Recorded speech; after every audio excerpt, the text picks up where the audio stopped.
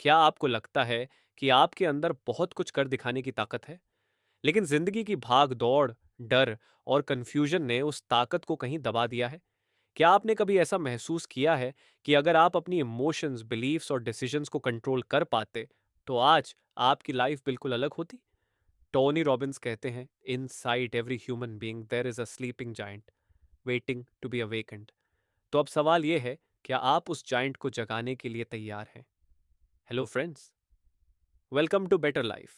आज हम शुरू कर रहे हैं एक ऐसी किताब की हिंदी समरी जिसे दुनिया के सबसे पावरफुल लाइफ ट्रांसफॉर्मेशन टूल्स में से एक माना जाता है। टोनी रॉबिन्स की किताब awaken the giant with in. ये वीडियो है पार्ट एक, जिसमें हम इस किताब के पहले 10 चैप्टर्स को डीपली एक्सप्लोर करेंगे। इस वीडियो में आप जानेंगे कैसे एक सिंपल डिसीजन आपकी पूरी डेस्टिनी को रीडिफाइन कर सकता है। वो कौन से बिलीफ्स हैं जो आपको रोजाना रोकते हैं और उन्हें कैसे बदला जाए। कैसे आप अपने दर्द और प्लेजर को लेवरेज बनाकर परमानेंट बदलाव ला सकते हैं।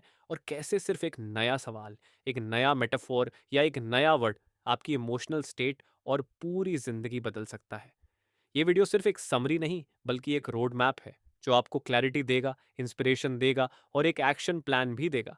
तो अगर आप रेडी हैं अपने इनर जाइंट को जगाने के लिए और एवरेज से निकलकर एक एक्स्ट्रॉर्डनरी लाइफ की ओर बढ़ने के लिए, तो चलिए शुरू करते हैं part one of awaken the giant with in. Chapter one, dreams of destiny. हम सभी के अंदर एक ड्रीम होता है, एक ऐसा सपना जो हमें यह महसूस कराता है कि हमारी लाइफ में कोई खास पर्पस है, कि हम कुछ ऐसा कर सकते हैं जिससे दुनिया में फर्क पड़े। लेकिन अक्सर लाइफ की रूटीन और परेशानियों के चलते हम अपने इन सपनों को भुला बैठते हैं। टोनी रॉबिन्स बताते हैं कि कैसे एक टाइम पर वो खुद बहुत स्ट्रगल कर रहे थे। एक जैनिटर की जॉब, टूटी फूटी कार और एक छोटी सी अपार्टमेंट में अकेले रहना। लेकिन उन्होंने उस मोमेंट को याद किया जब वो अपने हेलीकॉप्टर से उसी बिल्डिंग के ऊपर से उड़ रहे थे जहां वो कभी सफाई करते थे। उस समय उन्हें एहसास हुआ कि एक दशक में कितना कुछ बदल सकता है अगर इंसान अपने अंदर की ताकत को जगाए।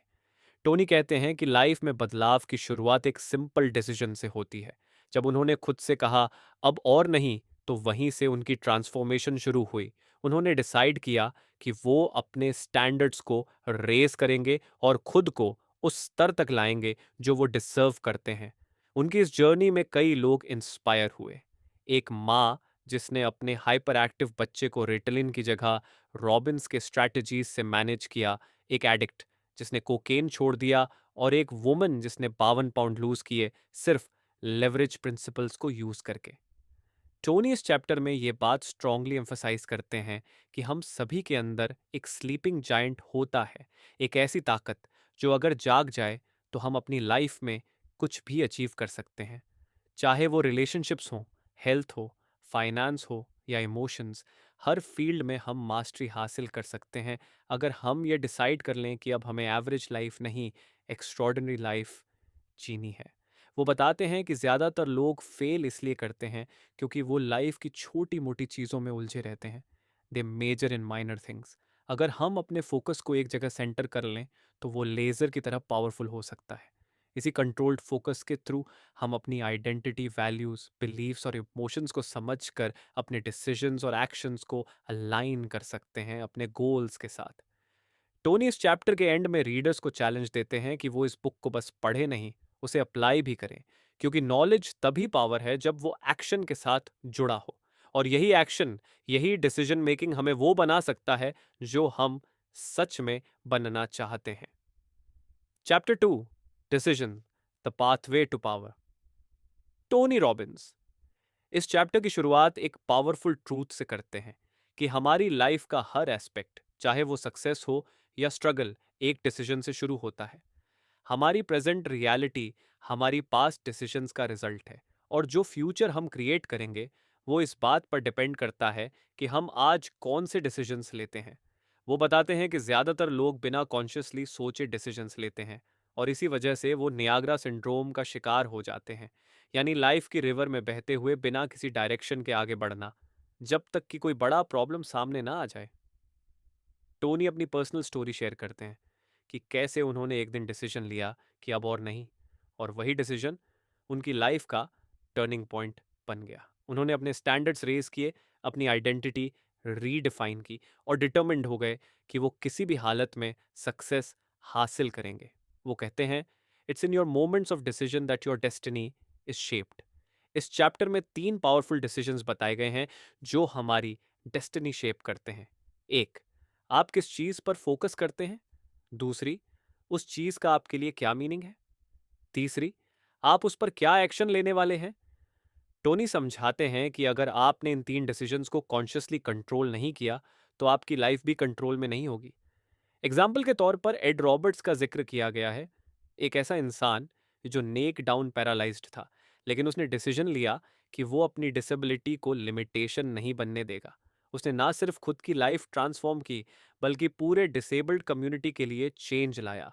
टोनी बताते हैं कि डिसीजन मेकिंग एक स्किल है, और जैसे मसल्स को वर्कआउट से स्ट्रॉन्ग किया जाता है, वैसे ही हमें अपनी डिसीजन मेकिंग एबिलिटी को बार बार यूज करके स्ट्रॉन्ग बनाना होता है। ज्यादातर लोग डिसीजंस लेने से डरते हैं क्योंकि उन्हें गलत डिसीजन लेने का डर होता है। लेकिन टोनी कहते हैं कि बैड डिसीजंस भी वैल्यूएबल होते हैं क्योंकि वो हमें सिखाते हैं success is the result of good judgement, and good judgement comes from experience, and experience often comes from bad judgement. वो बताते हैं कि सिर्फ विश करना, होप करना या इंटरेस्ट दिखाना काफ़ी नहीं है। हमें कमिटमेंट के साथ डिसीजंस लेने होते हैं और फिर मैसिव एक्शन लेना होता है। होंडा फाउंडर की इंस्पायरिंग स्टोरी दी गई है, कैसे उन्होंने हर ऑब्स्टिकल को पार किया, चाहे वो रिजेक्शन हो, वॉर हो या अर्थक्वेक। लेकिन उन्होंने डिसीजन लिया कि वो रुकेंगे नहीं, और उसी डिसीजन की वजह से होंडा एक ग्लोबल ब्रांड बना। टोनी अंत में कहते हैं कि शॉर्ट टर्म ग्रैटिफिकेशन की वजह से हम अक्सर लॉन्ग टर्म पेन में चले जाते हैं, चाहे हेल्थ हो, रिलेशनशिप्स हो या फाइनेंसेस। अगर हम शॉर्ट टर्म सोचते हैं तो लॉन्ग टर्म में रिग्रेट ही मिलेगा। लेकिन अगर हम पावरफुल डिसीजंस लेकर कमिटेड रहें तो हम अपनी ड्रीम लाइफ क्रिएट कर सकते हैं। Chapter 3, the force that shapes your life. Tony Robbins इस चैप्टर में एक ऐसे अनसीन फोर्स की बात करते हैं जो हमारी लाइफ की डायरेक्शन डिसाइड करता है, और वो है बिलीफ्स। हमारी बिलीफ सिस्टम वो फिल्टर है जिससे हम दुनिया को देखते हैं, और यही हमारे इमोशंस, बिहेवियर और अल्टीमेटली हमारे रिजल्ट्स को शेप करता है। टोनी बताते हैं कि बिलीफ कुछ ऐसा है जो एक बार एक्सेप्ट हो जाए तो वो हमारे लिए कमांड की तरह काम करता है, एक अनकॉन्शियस इंस्ट्रक्शन जो हमें बताता है कि क्या पॉसिबल है और क्या नहीं। अगर हमारी बिलीफ्स लिमिटिंग है तो हम खुद को रोक देंगे, चाहे पोटेंशियल कितना भी हो। और अगर एम्पावरिंग बिलीफ्स हो तो हम इम्पॉसिबल को भी अचीव कर सकते हैं। एग्जाम्पल के तौर पर वो रोजर बैनिस्टर की स्टोरी शेयर करते हैं, एक ऐसा एथलीट जिसने 1954 में 4 मिनट का मील तोड़ा, जो उससे पहले सबको इम्पॉसिबल लगता था। लेकिन जैसे ही उसने ये कर दिखाया, अगले साल ही कई और एथलीट्स ने भी ये कर दिखाया। क्यों? क्योंकि उनकी बिलीफ्स चेंज हो गई। अब उन्हें लगा कि अगर वो कर सकता है तो मैं भी कर सकता हूँ। टोनी समझाते हैं कि ज्यादातर बिलीव्स हमारे past experiences, environment, parents, teachers और मीडिया से बनती हैं, और बहुत बार हम बिना क्वेश्चन किए इन्हें एक्सेप्ट कर लेते हैं। लेकिन यही बिलीव्स हमें रोकती भी हैं और आगे बढ़ने का रास्ता भी देती हैं। वो बिलीफ को 2 टाइप्स में डिवाइड करते हैं। ग्लोबल बिलीव्स, जैसे लाइफ इज हार्ड या people are selfish. Personal beliefs, जैसे मैं स्मार्ट नहीं हूं या मुझसे ये नहीं होगा।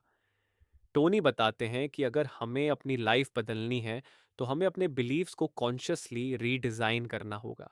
वो कहते हैं कि एक एम्पावरिंग बिलीफ का सबसे बड़ा फायदा ये है कि वो आपको सर्टेनिटी देता है, और यही सर्टेनिटी आपकी ट्रू पावर है।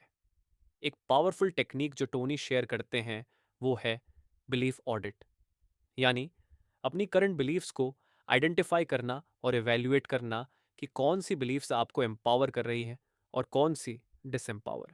उसके बाद डिसएम्पावरिंग बिलीव्स को रिप्लेस करना नए स्ट्रॉन्ग सपोर्टिव बिलीव्स से। वो ये भी बताते हैं कि बिलीव्स को इंस्टेंटली चेंज किया जा सकता है अगर इमोशनल इंटेंसिटी हाई हो और आप उस मोमेंट को रीडिफाइन करें। यही कारण है कि कुछ लोग एक पेनफुल या पावरफुल एक्सपीरियंस के बाद पूरी तरह ट्रांसफॉर्म हो जाते हैं। चैप्टर के अंत में टोनी कहते हैं कि आपके बिलीव्स आपकी आइडेंटिटी डिफाइन करते हैं, और आपकी आइडेंटिटी ही डिसाइड करती है कि आप अपनी लाइफ में कितना अचीव कर सकते हैं। इसलिए अगर आप एक्स्ट्रॉर्डनरी लाइफ चाहते हैं तो पहले अपने बिलीव्स एक्स्ट्रॉर्डनरी बनाइए। Chapter 4, belief systems. Tony Robbins इस चैप्टर में बताते हैं कि हमारी बिलीफ सिर्फ आइसोलेटेड थॉट्स नहीं होती, बल्कि ये एक पूरे सिस्टम में ऑर्गेनाइज्ड होती हैं, जिसे वो बिलीफ सिस्टम कहते हैं।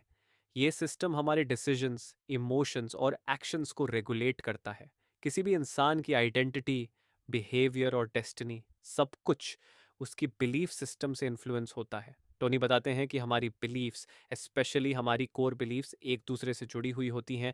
एक बिलीफ दूसरी बिलीफ को सपोर्ट करती है, और जब आप उन बिलीफ्स में से किसी एक को बदलते हैं तो पूरा सिस्टम इम्पैक्ट होता है। इसलिए बिलीफ को आइसोलेट करके देखना गलत अप्रोच है। हमें पूरी सिस्टम को समझना होगा। वो बताते हैं कि ज़्यादातर लोग अपनी बिलीफ्स को कॉन्शियसली नहीं चुनते, बल्कि वो उन्हें एनवायरनमेंट, अपब्रिंगिंग और रिपीटेड एक्सपीरियंसेस से अनकॉन्शियसली अब्जॉर्ब करते हैं। और ये बिलीव्स इतने डीपली एम्बेडेड हो जाते हैं कि हम उन्हें सच मानने लगते हैं, चाहे वो सही हो या नहीं। टोनी एक कंसेप्ट इंट्रोड्यूस करते हैं, रेफरेंसेस। यानी आपके पास्ट एक्सपीरियंसेस, मेमोरीज और इन्फॉर्मेशन, ये सभी आपकी बिलीफ सिस्टम को फ्यूअल करते हैं। जितनी ज़्यादा रेफरेंसेस किसी बिलीफ को सपोर्ट करती हैं, वो बिलीफ उतनी ही स्ट्रांग बन जाती है। लेकिन इंटरेस्टिंग बात यह है कि रेफरेंसेस रियल हों या इमेजिन्ड, दोनों का इफेक्ट बिलीफ पर सेम होता है। एक एग्जाम्पल के तौर पर टोनी बताते हैं कि कोई इंसान यह बिलीव करता है कि मैं किसी के लायक नहीं हूं, तो उसके माइंड में उससे जुड़ी रेफरेंसेस ऑटोमेटिकली एक्टिवेट हो जाती हैं, जैसे पास्ट फेलियर्स, रिजेक्शन, इंसल्ट्स। लेकिन अगर वो डिसाइड करे कि आई एम वर्दी, तो धीरे धीरे वो ऐसी रेफरेंसेस ढूंढना और बनाना शुरू करेगा जो उस नए बिलीफ को सपोर्ट करें। टोनी कहते हैं कि बिलीव्स हमारी रियलिटी क्रिएट करती हैं। हम जो बिलीव करते हैं, हम वही फील करते हैं और वही बिहेव करते हैं। इसलिए अगर हम अपने बिलीफ सिस्टम को मास्टर कर लें, तो हम अपनी रियलिटी को भी बदल सकते हैं। वो सजेस्ट करते हैं कि हमें अपने पुराने बिलीव्स की इन्वेस्टिगेशन करनी चाहिए। कहाँ से आए, क्यों आए, क्या अब भी ये काम कर रहे हैं। चैप्टर के अंत में वो बताते हैं कि सिर्फ लॉजिकली समझना काफ़ी नहीं है। बिलीव्स को बदलने के लिए इमोशनल इंटेंसिटी और रिपीटेड रीइंफोर्समेंट ज़रूरी है। और यही काम आप इस बुक में सीखेंगे कि कैसे अपने लिमिटिंग बिलीव्स को आइडेंटिफाई करके उन्हें एम्पावरिंग बिलीव्स से रिप्लेस किया जाए। Chapter 5, can change happen in an instant. Tony Robbins इस चैप्टर में सबसे कॉमन और डेंजरस बिलीफ को चैलेंज करते हैं, चेंज टेक्स टाइम। वो साफ कहते हैं कि ये सिर्फ एक मिथ है। असलियत ये है कि रियल चेंज एक पल में हो सकता है, उस एग्जैक्ट मोमेंट में जब आप पूरी क्लैरिटी और कमिटमेंट के साथ डिसीजन लेते हैं। टोनी समझाते हैं कि चेंज प्रोसेस में टाइम लगता है, लेकिन actual moment of change instant होता है। जैसे ही आप इंटरनली डिसाइड करते हैं कि अब बहुत हो गया, और आप अपने अंदर वो इमोशनल इंटेंसिटी महसूस करते हैं जो शिफ्ट क्रिएट करती है, वहीं से असली ट्रांसफॉर्मेशन शुरू होती है। वो कहते हैं कि ज़्यादातर लोग चेंज इसलिए नहीं कर पाते क्योंकि वो खुद को प्रिपेयर करते रहते हैं, सोचते रहते हैं, एनालाइज करते रहते हैं, लेकिन डिसीजन नहीं लेते। और जब तक डिसीजन नहीं लोगे, तब तक कोई ब्रेक थ्रू नहीं होगा। टोनी अपने सेमिनार्स के कई रियल लाइफ एग्जाम्पल्स शेयर करते हैं, जहां लोगों ने सालों तक किसी एडिक्शन, फियर या इमोशनल पैटर्न से जूझने के बाद सिर्फ कुछ मिनट्स में उसे ओवरकम कर लिया, सिर्फ इसलिए क्योंकि उन्होंने उस मोमेंट में अपने बिलीफ और आइडेंटिटी को शिफ्ट कर दिया। वो बताते हैं कि चेंज के लिए 3 चीजें जरूरी हैं। एक, एक नया प्रेरक विश्वास दो, एक मजबूत भावनात्मक कारण बदलने के लिए लीवरेज।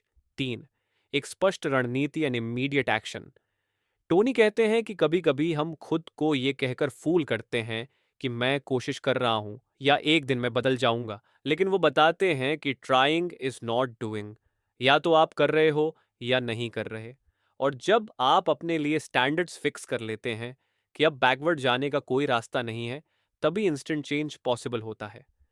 इस चैप्टर में टोनी रीडर्स को एक पावरफुल इंसाइट देते हैं कि जितनी जल्दी आप बिलीव करना शुरू करते हैं कि चेंज इंस्टेंटली पॉसिबल है, उतनी ही जल्दी आपकी लाइफ ट्रांसफॉर्म हो सकती है, क्योंकि माइंड सेट ही फाउंडेशन है। अगर वो शिफ्ट हो गया, तो बाकी सब भी शिफ्ट हो जाएगा। चैप्टर के अंत में टोनी चैलेंज करते हैं कि खुद से ये सवाल पूछो, क्या आप भी सालों से किसी बदलाव का इंतजार कर रहे हो? और क्या आप रेडी हो अभी इसी मोमेंट में वो डिसीजन लेने के लिए जो आपकी जिंदगी की दिशा बदल सकता है? Chapter 6, neuro associative conditioning. Tony Robbins इस चैप्टर में एक पावरफुल सिस्टम इंट्रोड्यूस करते हैं, न्यूरो एसोसिएटिव कंडीशनिंग, एनएसीसी। ये सिस्टम इंसान के बिहेवियरल पैटर्न्स को परमानेंटली ट्रांसफॉर्म करने का एक तरीका है। एनएसी की मदद से आप अपने दिमाग और नर्वस सिस्टम को दोबारा ट्रेन कर सकते हैं, ताकि आप जिस बिहेवियर को बदलना चाहते हैं वो सिर्फ टेम्पररी नहीं बल्कि हमेशा के लिए बदले। टोनी बताते हैं कि हमारी लाइफ में हम जो भी एक्शन लेते हैं वो दो कारणों से मोटिवेटेड होता है: पेन से बचने की कोशिश या प्लेजर की तरफ पढ़ने की चाहत। लेकिन इंटरेस्टिंग बात यह है कि इन दो इमोशन से हम किस डायरेक्शन में जाते हैं ये हमारे न्यूरो एसोसिएशंस पर डिपेंड करता है। यानी हमने किसी एक्सपीरियंस से कौन सा इमोशन एसोसिएट किया है।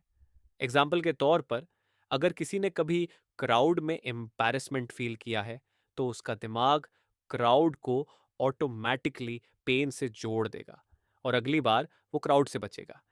इसी तरह अगर कोई जिम जाने को बोर्डम या पेन से जोड़ता है तो वो कभी भी रेगुलरली वर्कआउट नहीं कर पाएगा, चाहे वो लॉजिकली जानता हो कि हेल्थ इंपॉर्टेंट है। टोनी नेसी के 6 स्पेसिफिक स्टेप्स बताते हैं जिनसे हम किसी भी बिहेवियर को परमानेंटली बदल सकते हैं। एक, decide what you really want and what's preventing you from having it. सबसे पहले क्लैरिटी होनी चाहिए कि आप क्या चेंज करना चाहते हैं और कौन सी एसोसिएशंस आपको रोक रही हैं। 4. Get leverage. Associate massive pain to not changing now and massive pleasure to changing now. जब तक आप अपने करंट बिहेवियर से इंटेंस पेन एसोसिएट नहीं करते और नए बिहेवियर से मैसिव प्लेजर, तब तक चेंज नहीं टिकेगा। 3. Interrupt the limiting pattern. अब आपको पुराने बिहेवियर के पैटर्न को तोड़ना है, इमोशनल या फिजिकल लेवल पर, ताकि माइंड उस पाथ को दोबारा फॉलो ना करे। 4. Create a new empowering alternative. अब आपको नया पैटर्न डेवलप करना है, ऐसा बिहेवियर जो आपको डिजायर्ड रिजल्ट तक ले जाए और साथ में पॉजिटिव इमोशंस भी दे। 5. Condition the new pattern until it's consistent repetition के बिना कोई भी नया बिहेवियर नहीं टिकता, इसलिए इस नए पैटर्न को बार बार प्रैक्टिस करना होगा जब तक वो ऑटोमेटिक ना बन जाए। 6. Test it. आखिर में खुद को चैलेंजिंग सिचुएशंस में डालकर यह टेस्ट करें कि नया बिहेवियर अब कितना स्टेबल है। टोनी बताते हैं कि यह सिस्टम ब्रेन के उसी मैकेनिज्म को यूज करता है जो बचपन से हमारी हैबिट्स बनाता है, बस अब हम इसे कॉन्शियसली डिजाइन करते हैं। एनएसी आपको सिर्फ टेम्पररी मोटिवेशन नहीं देता बल्कि लास्टिंग ट्रांसफॉर्मेशन देता है, क्योंकि यह सबकॉन्शियस लेवल पर काम करता है।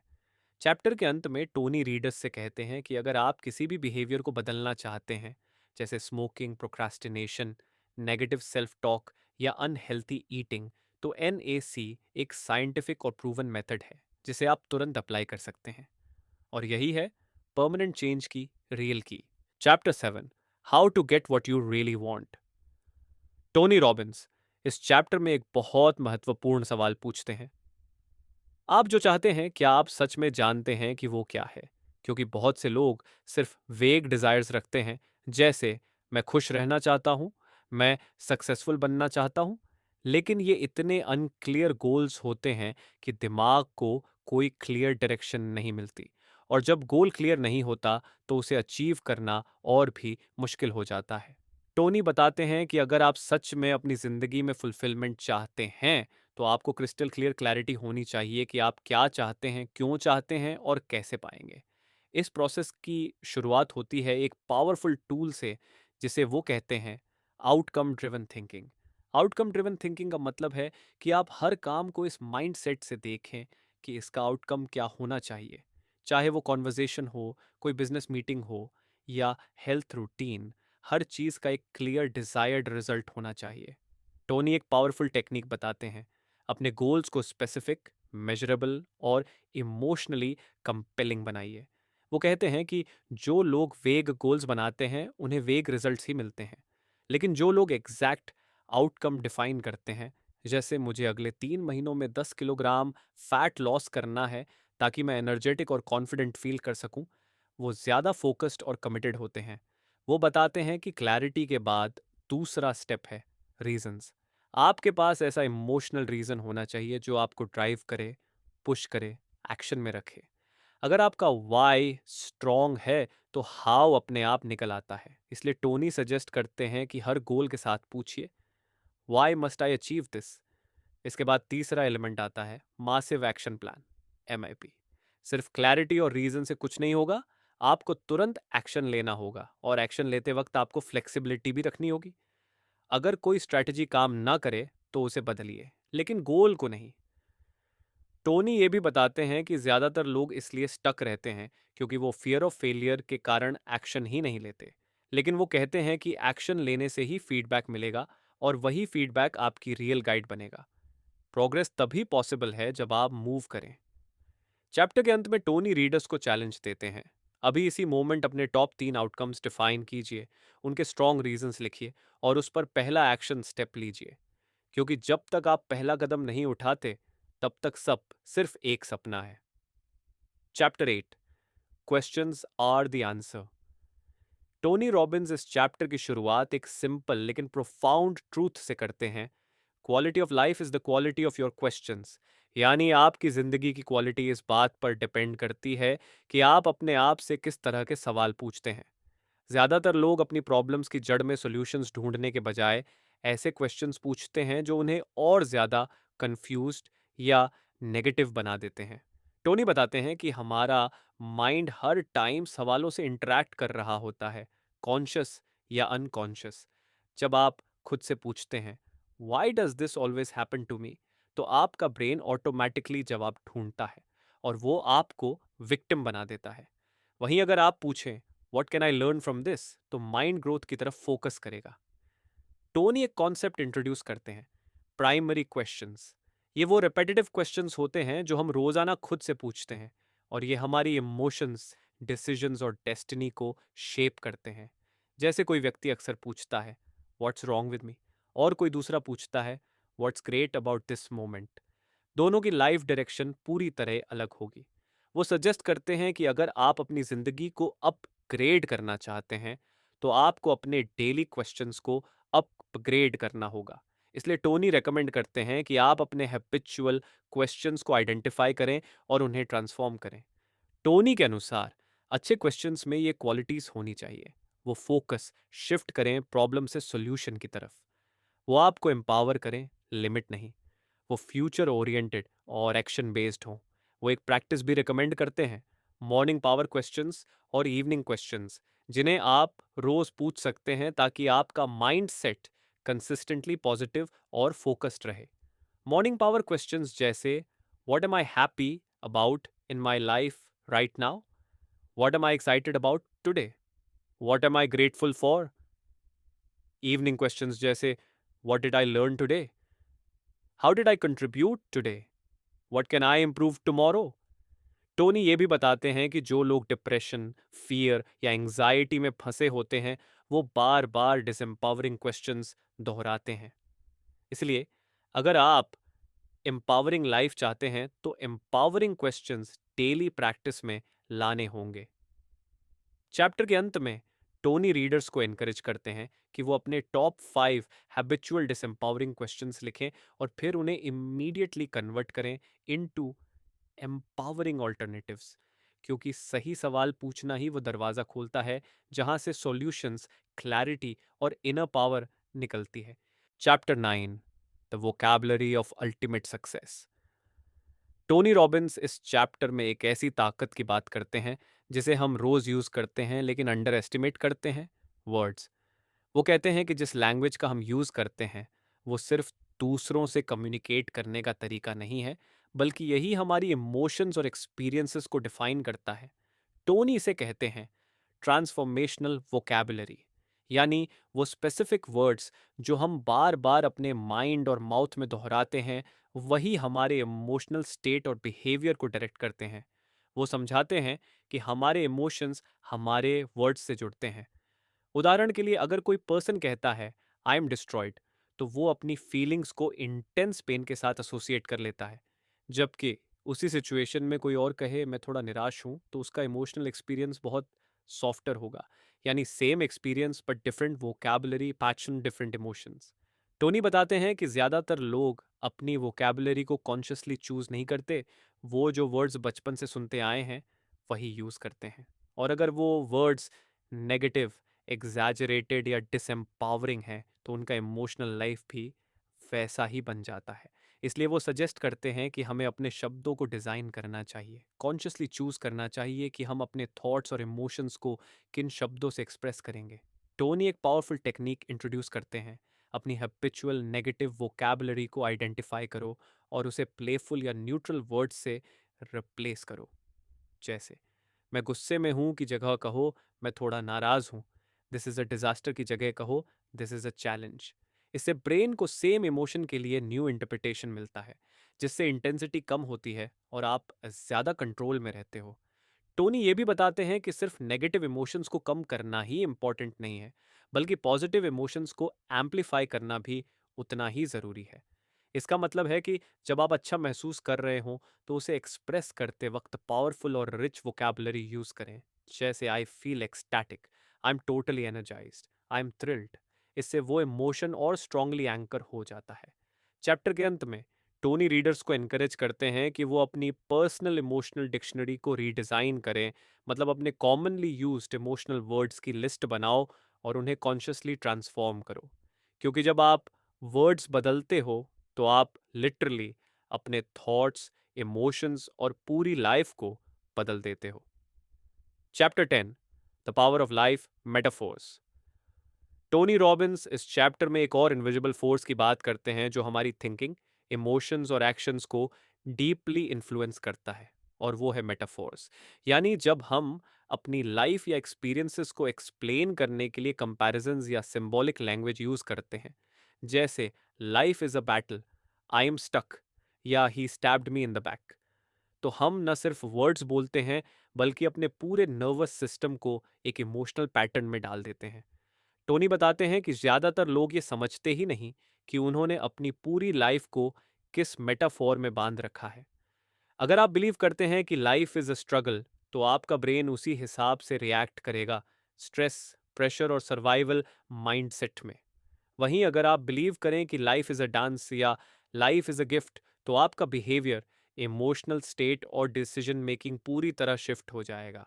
टोनी कहते हैं कि मेटाफोर्स सिर्फ कम्युनिकेशन के टूल्स नहीं हैं, ये हमारे बिलीव्स और आइडेंटिटी का हिस्सा बन जाते हैं। और अगर आप अपने मेटाफोर्स को चेंज कर दें तो आप अपने अनुभवों की मीनिंग और क्वालिटी दोनों को बदल सकते हैं। वो बताते हैं कि हम सभी के पास कुछ डोमिनेंट मेटाफोर्स होते हैं जो हम बार बार यूज करते हैं।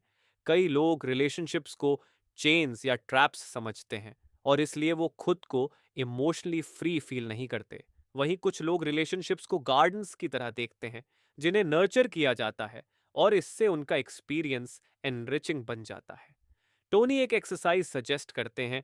सबसे पहले अपने कॉमनली यूज्ड मेटाफोर्स को नोट करो, फिर ये सोचो कि वो मेटाफोर्स आपको एम्पावर कर रहे हैं या लिमिट। अगर कोई मेटाफोर आपको दर्द, डर या फ्रस्ट्रेशन दे रहा है तो उसे बदल दो। एग्जाम्पल के तौर पर, अगर आप कहते हैं मैं काम में डूब रहा हूं तो आपको हेल्पलेसनेस फील होगा। लेकिन अगर आप कहें I am surfing through waves of opportunity, तो सेम सिचुएशन एक्साइटिंग लगने लगेगी। टोनी ये भी बताते हैं कि मेटाफोर्स को बदलना सिर्फ लैंग्वेज बदलने की बात नहीं है, ये आपकी फिजियोलॉजी, साइकोलॉजी और इमोशंस को रियल टाइम में शिफ्ट करता है, और यही है इनर ट्रांसफॉर्मेशन की कोर स्ट्रैटेजी। चैप्टर के अंत में टोनी रीडर्स को चैलेंज देते हैं कि वो अपनी करंट मेटाफोर्स को कॉन्शियसली रीडिफाइन करें, क्योंकि अगर आप अपनी लैंग्वेज और कंपैरिजंस को बदल देते हैं तो आप लिटरली अपनी रियलिटी बदल सकते हैं। तो दोस्तों, ये थी इस बुक की समरी और इसके मेन पॉइंट्स। आप कमेंट बॉक्स में बताएं कि बुक की किस बात ने आपको सबसे ज़्यादा प्रभावित किया। अगर आप इस किताब को खरीदना चाहते हैं तो लिंक डिस्क्रिप्शन में है। Thank you. Have a better life.